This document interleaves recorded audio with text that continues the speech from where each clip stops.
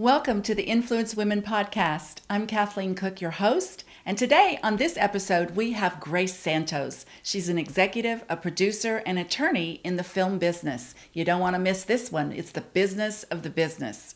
Now, like us and subscribe to our YouTube channel, then click on the bell below so you get notifications on the next Influence Women podcast. Stay tuned.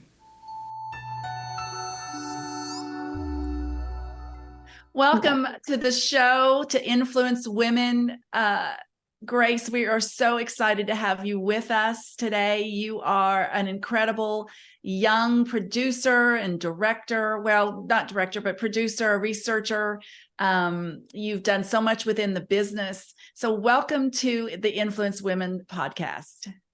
Thank you so much. I love everything that you do, following you on social media and even attending some of the meetings and all the wonderful women that I've met through you and Laura. So I just thank you for having me.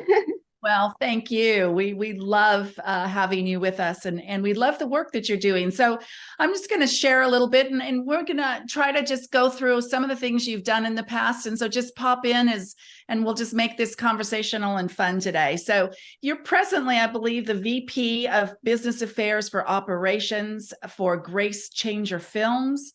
You're a producer, you've acted as well, and you're an attorney. Often I say, Grace, that it is the business of Hollywood. And so often as creatives and artists, we forget the business part of the industry, that it is actually a business. What we create then has to be sold, and it has to be seen and distributed, or it falls to the wayside. So your job is behind the scenes for the most part. You're an advocate for Christians, especially, to do media that will resonate and will sell and will be seen and distributed. So we'll get into that in a minute.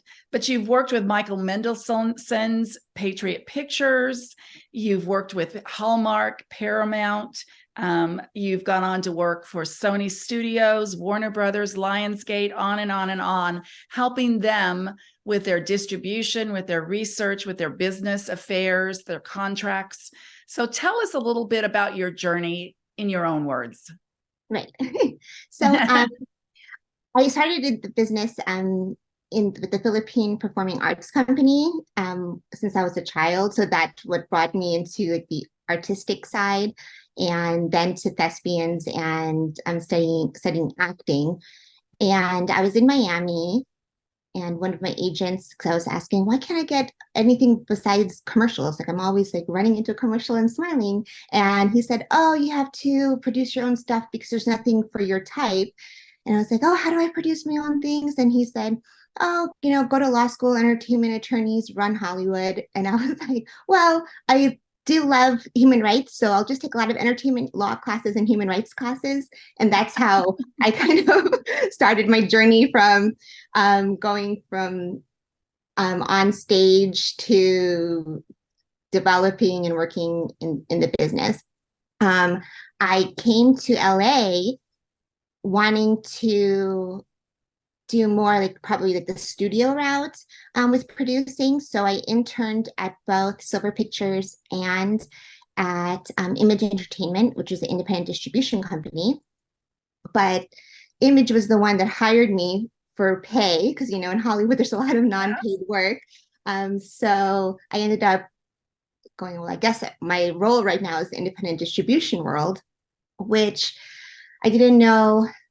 It wasn't like my dream job, but then I realized I learned so much from going that route, because a lot of the times now that I'm actually full-time producing, there's so many things that producers don't realize they need the end goal of all the deliverables for the distribution company, because if you don't deliver everything exactly, whether it's mastering, sound, legal deliverables, creative deliverables, they're not going to pay the MG, or they're going to hold it and say, sorry, you're in default. We have to start with distribution often, don't we? As creatives, you don't think about that, but it is a business, and it starts with how is it going to be distributed, and how are the contracts going to come together? So exactly. So good. Yeah.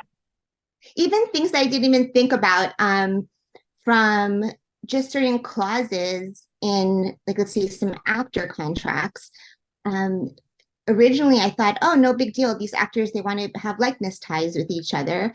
And that's like a big no-no in a lot of the marketing departments and distribution companies, because they want to be able to have the freedom of putting certain names and faces like larger than others. So, there's all those type of things that that I learned from distribution. Now I know why I'm saying no, and I'm not trying to be mean when I'm doing, negotiations. I'm like, Yeah. it's just because that's what I don't want to deal with the problems that, later. Right, right. And it's the back end that really if you'll start at the back end in what you're doing instead of just at the creative. I mean, we always have these wonderful ideas and we want to create these great projects, but you've got to really sometimes think about the back end of things before you even begin, right? Yeah. It's so important. Well, I love the research you've been recently doing specifically on faith-based films, because Hollywood now has recognized that we are an entity, that we as a faith community are an audience, and they want to start creating projects for us. So tell us a little bit about some of the research you've been doing and the work you've been doing in that area. Yes. So my experience is, unfortunately, working for companies that do a lot of horror. And I mean, there's not, I'm not judgmental, everybody likes everything, right. But yes. I really wanted to do more, faith-based content, or even positive content where there's like a redemption story with the characters, or uplifting, because there's just so much negativity in the world. And so I actually left Game Changer Films this year to produce full time and to try to start a faith-based fund. So I have been on the other side, where I've worked for financiers and distribution companies, where people pitch business plans to us. And so now this is my turn to put the business plan together to pitch to investors. And in my past, a lot of the investment funds that we put together, the funds can't be released unless you get a certain amount of pre-sales, or like you put together the budget, and say that you'll get tax incentives from this state that will come back, that will make up this part of the budget. You'll get this from foreign, this from domestic. So what I've been finding out with a lot of the faith-based, it's not exactly put together in that way, like the star action films or horror films that we've put together in the other companies. So I started doing tons of research to try to show that there's still a market out there. And no matter what, of course, investment is a risk. So, put that out there. But I know a lot of Christians who want to invest in Christian films, but they just don't know enough about it. So I wanted to put the research together to show, like, hey, here's some of the budgets, and some of the box office, and some of the DVD sales. I mean, there's so many different revenue streams. Yes. And there's some parts that I wanted to talk to you about later, about maybe we can get together with a group, because there are some parts that aren't released publicly. So all of my research have what's released publicly, either from Google searches, the numbers.com, IMDb, those type of things.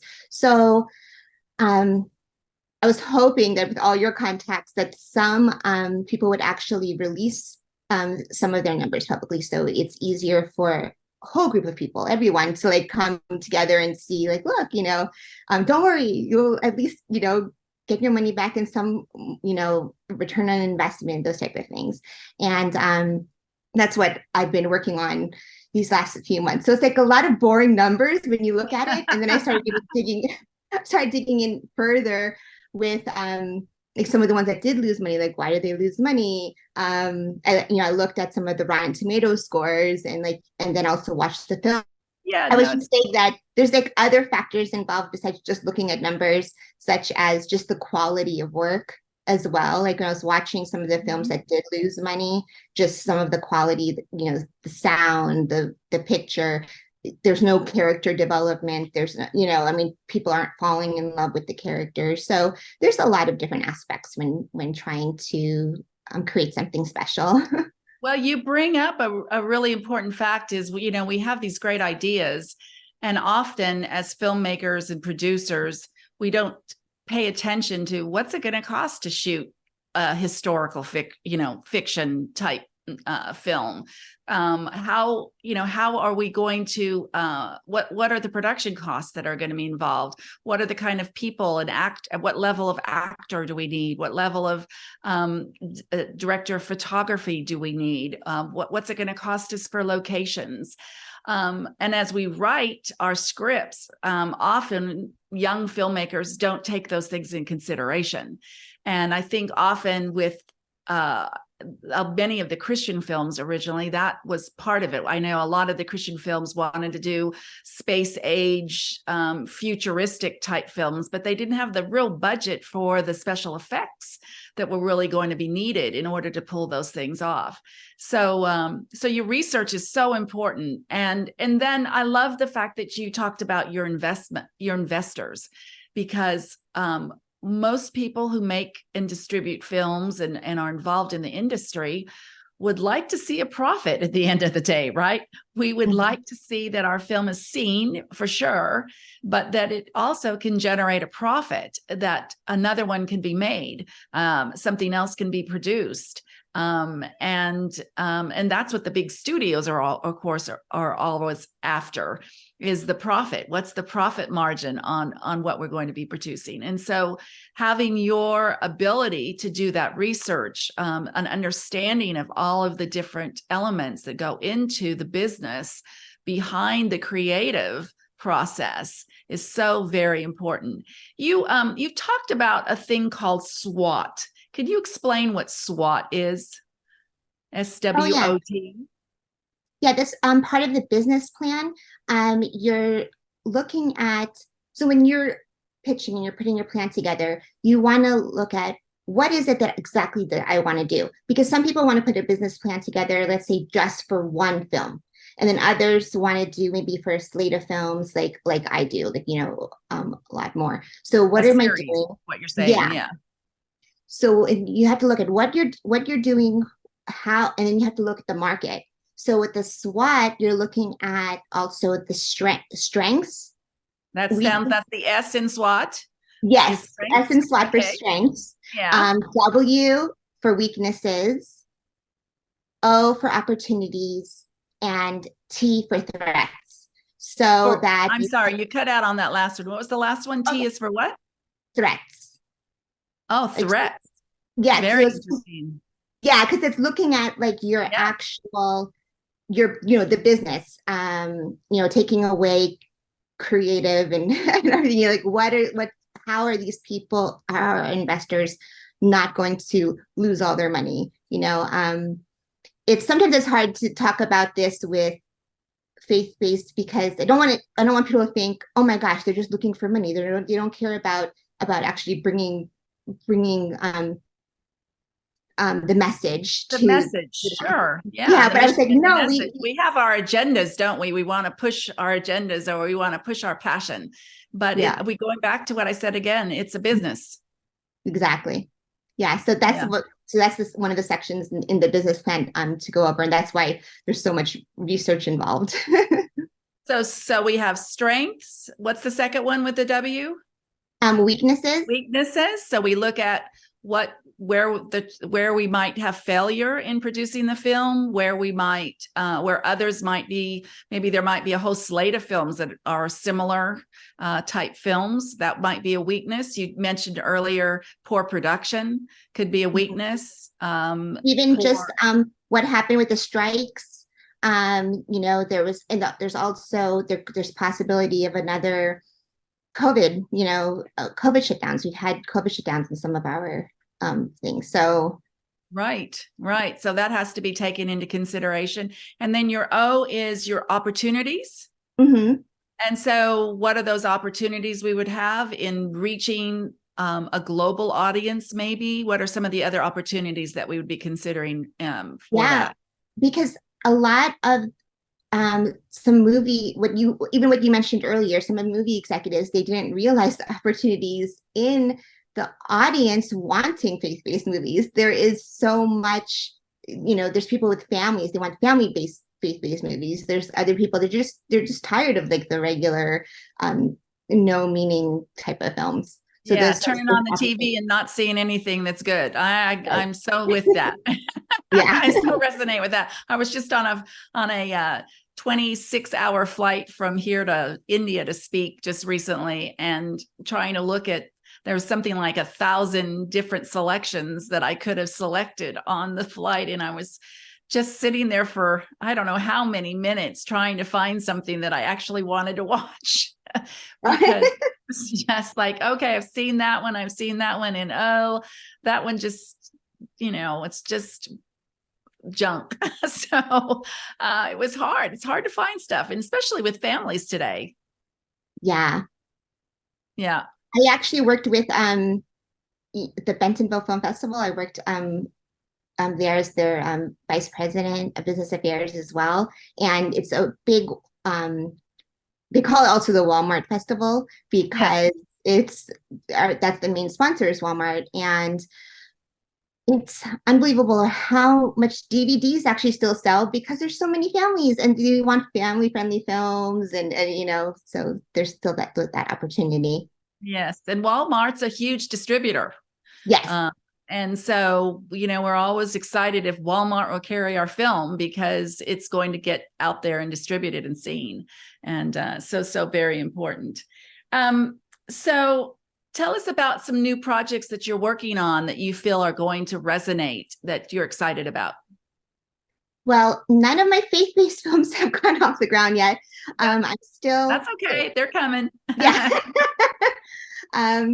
So I'm still working as a freelance producer that I have one that's coming out. I'm just an executive producer on, but it's really funny. It's with Patriot Pictures and Lionsgate. It's called How the Gringos Stole Christmas, starring George Lopez. So it's a fun Christmas movie that's coming out this year.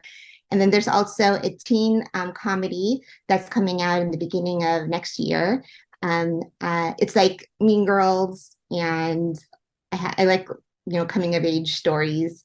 But I do have a few scripts that I'm working on for for the faith-based ones that are coming too. And that's important, isn't it? I think sometimes we get focused on one particular project, but really, I know from years of working in the industry, you really should be juggling about 5 or more projects at one time, really, because you never know what's going to hit, what's going to resonate. And so always keeping, as my grandmother used to say, lots of pots on the stove boiling is so important in the industry. I didn't realize that because when I first worked, for Silver Pictures and some other producers, I mean, there's a whole pile of scripts. I'm like, why is there so many things in development and we don't have time? It makes no sense. But you really don't know like which ones. So like, for instance, when I was working, one of the pictures is called Blackout. It's on Netflix right now. It wasn't even one of the top 10 projects on the radar, but COVID came. And it was the one project they had in they could shoot in one location. So it was able to be shot during COVID. It was totally, they created a bubble where everything was shot in a hotel. So all the crew, even the local crew and everything, had to stay there the whole entire shoot. They weren't allowed to leave because nobody wanted to risk getting sick, because it's in 2020. So you never know you never know what's going to all of a sudden pop.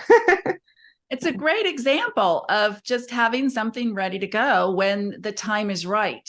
And I think as Christians, we again get bogged down with, I've had this passion project that I know God's called me to write or produce or be a part of. And it just sits, it seems like, on the shelf. And then all of a sudden the time is right, but you get very frustrated. It gets lonely and depressing sometimes when we don't see things moving forward, but we just have to stay knowing that God's called us to produce what he's called us to do and to write what he's called us to do, and that he's got his perfect timing.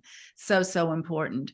If you could share one thing with a new film director on distribution, on what they need to do to get started, what would that be? One thing. Whew. Where would they begin if you had a film? Where do you start in trying to get it seen? Or maybe you've got it in the can already, or maybe you could come at it from that question of, I've got this idea, but I don't know where to begin. I think it's also research. Looking at somewhat comparable films. I at first used to be scared of just trying to talk to people randomly. So what I would do is look at some comparable films and look who the producers are and the production companies. And I did. They're like, just what's the worst they can do? Say no. And like, so I would call and just say, hi, I just wanted to have a meeting or a chat. And you would be actually surprised how people would totally talk to you about it. So I think I would start there definitely and just be open to it, because that's how I've been able to do anything in this business is through other people helping me. Whether it was interns, like other interns that I worked with, they helped me get the next job. And then at the next job, it was coworkers who like recommended me for a promotion, for like freelance gigs here and there. It was just always other people helping me that I didn't even know. Like all I did was just like try to be positive and pray and work hard, and then people help me, so that's. But I think you just shared two really important things. It's about relationships and about growing those and proving that you are diligent in what God's given you at that point. And then also, sharing and collaborating with other people who are doing things outside the box a little bit of your own skills and talents, and being able to pull those in to help you create the projects that you're wanting to do. So some great points, and it all really comes down to relationships again, isn't it? And connecting those relationships. That's such a great point. So the audience matters today. And so during research, where have you found, and you talked a little bit about doing your research with individuals that you meet, just picking up the phone and talking to them. What are some other sources that you have used to do your research? I have looked at thenumbers.com, Box Office Mojo, IMDb, and then also there are a lot of wonderful critics, just that they only read and watch faith-based films, and they have faith-based blogs. So I've been learning a lot through that, through those critics and what they say as well. Yeah, so that's great. Now, the name of your company is Ethos Pictures. Tell us about where you came up with that name and why that name. Oh, yeah. So that ethos means character. So I thought it was like two-pronged, because I love character-driven work, but then the real meaning is a character of the society. So my undergraduate degree was also religious studies. I like trying to understand why people in groups do what they do, some of the choices they make, their ethical debates with each other. So that's how that came up. Great. So if someone was watching this or listening to our podcast today, how can they connect with you a little bit more? Maybe ask you a question about some of the research you've been doing, or maybe a distribution question. How can we reach you and connect? Oh yeah, definitely. My email's grace@ethospictures.com. And I'm totally open to talking. I mean, I don't know everything, but but I can totally Well, help. and we're excited that you will be teaching for us in the next few months a mentorship for influence women online, a 4-week mentorship on distribution and research. So we're excited. I think that will begin in February 2024 is when we have you down to come in and teach a 4-week mentorship on research and distribution and get to know some of the interesting ins and outs and facts that we need to have about creating a film that will be not only seen by many people, but can actually generate a profit. We do live in a culture where we have to pay our mortgage, we have a car payment, we have to put food on the table. And so it is still, though, we want often to have some type of message that's positive as Christian filmmakers and faith-based filmmakers out there, but we do have to, like I said, pay the rent and the mortgage and pay the car payment. So we do need to make it a business in many ways and make that money back for our investors. Do you have one last thing you might share with us about what you've learned in the business that that resonates with our viewers and our listeners today that would help them in beginning where they want to within the industry? I loved how you talked about being an intern earlier on. Are there some other ways they can get their foot in the door, learn the business? Yeah. So I already graduated law school and had a year of experience at a law firm. So, but when I moved to LA, it's like, what? I have to start as an intern, But I really feel that you just have to be open to opportunities and just have a positive outlook in what's happening and what God puts in front of you. Just like what I said, also after the internship, I ended up with independent distribution rather than, the big studio but I think everything happens for a reason and it's just perfect what will happen. Absolutely. Absolutely. Well, thanks so much for being with us on the Influence Women podcast today, Grace. We love what you're doing and your research is so strategic. I know even within the work that we do at Cooke Media Group here, we're always looking at what's that next thing that we should be producing and directing and distributing out there. What's, taking the temperature of the climate of the audience out there, what's wanting to be seen and heard. And so it is hard as a producer sometimes to generate what's going to be needed in the future. But you've done it so beautifully, and it's so helpful to have people like you on the backside of the camera who is helping us with the ins and outs of being a Christian faith-based producer, and even someone working within the secular culture, the mainstream culture, who's wanting to produce something that's going to resonate to the general audiences out there. It's so important that we have that research and that business sense about us. So thanks so much for being with us today. We so loved it. And we hope that you'll join us for the next Influence Women podcast. Thanks so much, Grace. Thank you. Bye. Bye-bye. Thanks so much for joining us today for the Influence Women podcast with Grace Santos. We learned so much today about the business of the business. Now we want you to become a woman of influence. Join us at influencewomen.org. Connect with women working in media, entertainment, arts, and leadership so that your story can be seen and heard. I'm Kathleen Cooke. We are Women of Influence.